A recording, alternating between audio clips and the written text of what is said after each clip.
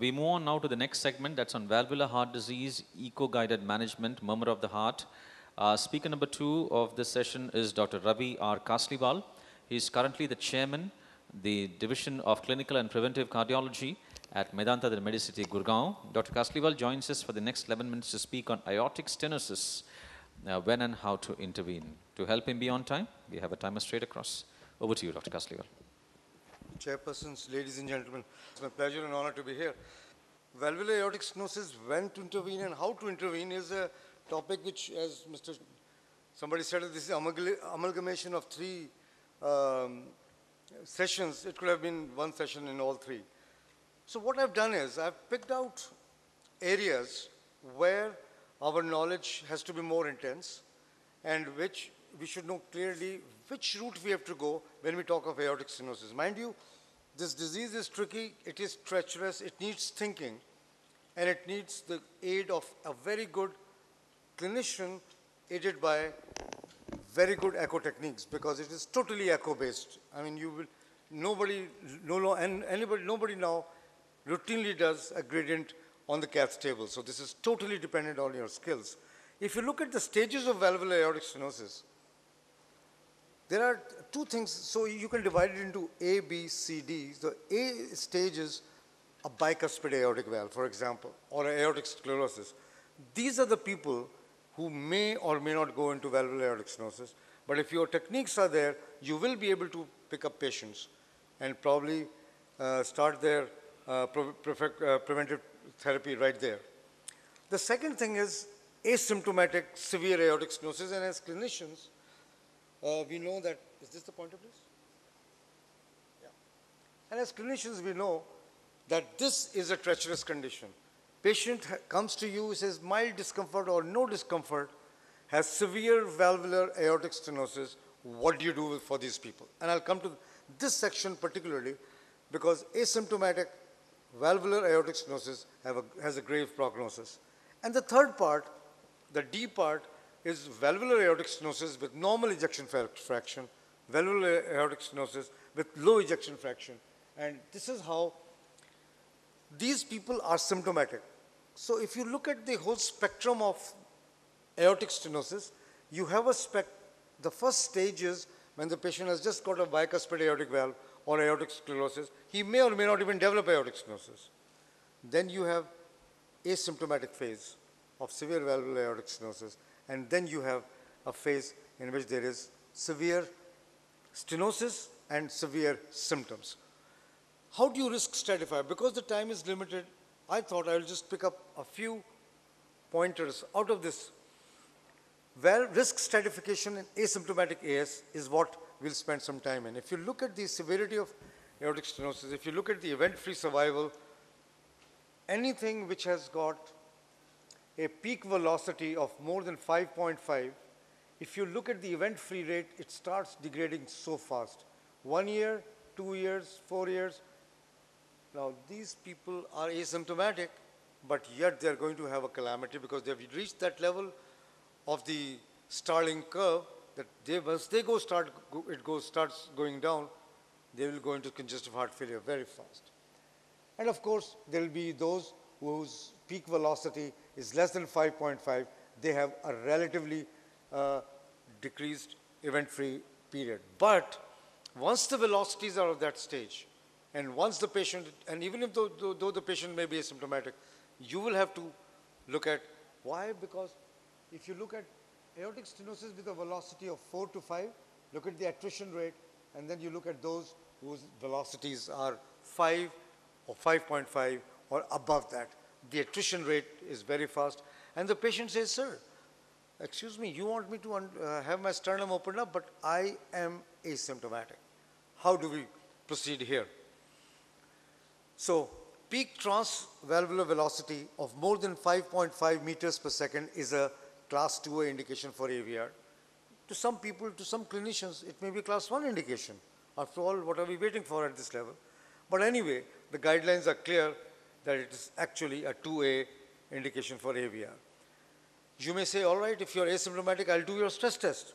And if you do a stress test, the failure to achieve a rise in blood pressure or if there are occurrence of symptoms just look at this curve, closely, how, how closely it starts parting. I mean, just at 6 months, those who are positive and those who are negative.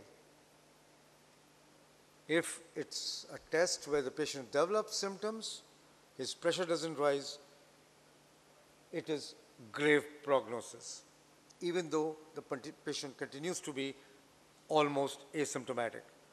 So exercise test in asymptomatic severe, when we were students, the All India Institute, we were always taught one of the contraindications for a TMT or a stress test was aortic stenosis. But the pendulum has swung back.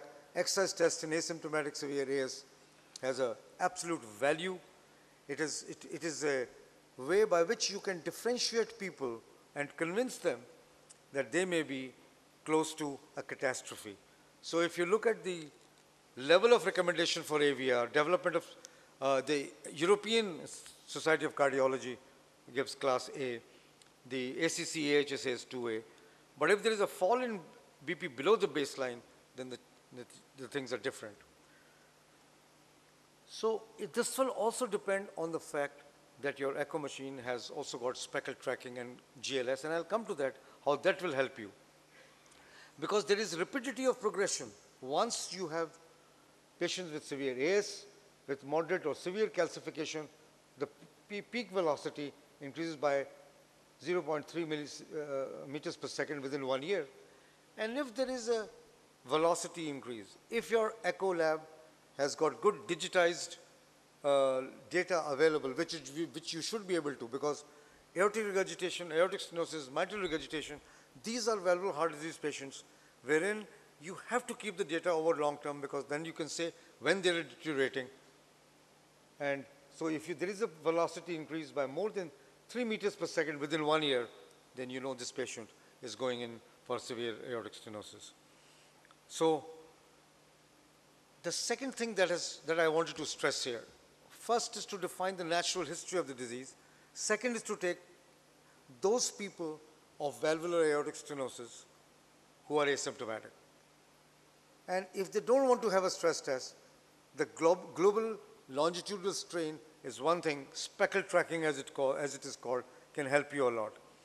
For example, this is the way we do speckle tracking, the longitudinal strain. This, like nuclear medicine, will give you a bullseye of all 17 segments. And here is a patient who's asymptomatic, but has severe valvular aortic stenosis. You look at his velocity. The velocity is more than 4.33 meters per second. You see how this sample volume, the systolic sample volume is. Patient is asymptomatic. So now you do a speckle tracking examination on this patient. Classically, 4-chamber view, you see left ventricular hypertrophy. 2-chamber view, you see hypertrophy. In the 3-chamber view, you can definitely see a lot of calcium, and you can see an opening which is hardly there. But with speckle tracking, you know that the global longitudinal strain of this patient is not minus 19 or 21 as it should be normally. The GLS is minus 12.9. And this is the crux, as I said, that your techniques and your lab should be state of the art. This is one of the conditions in which it will help. This is exactly like we do in patients with cardio-oncology, and we have a large database on that, that clinically the patient may have a normal ejection fraction, but subclinically LV dysfunction is already taking place. And that is the beauty of global longitudinal strain. This patient is normal. His ejection fraction is normal. He refuses to give any statements. He says, look, I do whatever I used to do. You are saying that my velocity is over 5 meters per second and that I have severe disease. But look, gentlemen, I'm fine. This is the way by which you can tell the people that they already have strain patterns which are in the minus 12 range and they will need surgery. The strain in aortic stenosis used to be something very unique 3 years ago. Now there's data all over. It has still not come to the guidelines level, but it's happening. And by next guidelines, STE will be a part of the thing. So this is one take-home message. Then there are two other varieties of severe aortic stenosis, one with low gradient, low flow, but yet severe aortic stenosis.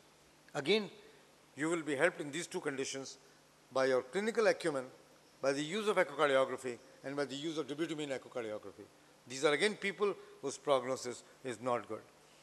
So as I said, that this paradoxical low flow, low gradient severe AS is seen in older subjects, more women, smaller body size, hypertension is more common, and they have more marked left ventricular hypertrophy. Many of these patients have hypertension, so if the afterload is more, you are going to have less gradients. But that does not mean that they don't have severe valvular aortic stenosis. So my time is getting up, but I will say that even these patients with paradoxical low flow, low gradient severe aortic stenosis have a very poor prognosis. Again, it is your understanding of the disease. So as I said, the disease is treacherous, time consuming, and needs a lot of thinking. LVF is now not sensitive enough to detect systolic dysfunction. We all know that. This is also our data from cardio-oncology. Longitudinal strain is much lower, much better. More extensive myocardial fibrosis may already be there, so that even after surgery, they will not have a good result. So ladies and gentlemen, I end this with this thought that those who have low flow situation, even their operative mortality is higher than those with low ejection fraction. And those who have normal ejection fraction, just a change in the strain pattern will have the best prognosis. So it needs thinking, needs evaluation over a period of time. Your clinical examination echo is your best bet because the patient may deny symptoms. And as far as therapy is concerned, as far as surgery is concerned, as of now, aortic valve surgery is the procedure of choice for patients with symptomatic aortic stenosis or asymptomatic aortic stenosis. TAVR, TAVR is only used in those conditions who have comorbidities. But I leave you with this thought that a recent editorial by the Journal of Cardiology, JACC, said that over a period of time, the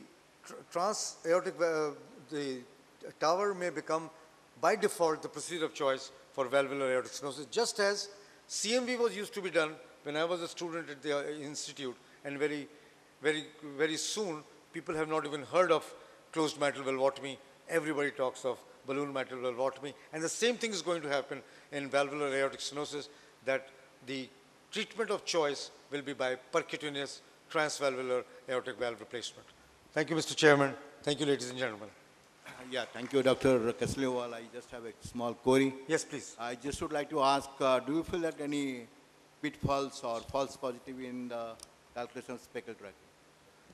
In the 4 conditions in which speckle tracking is now used, it is well accepted.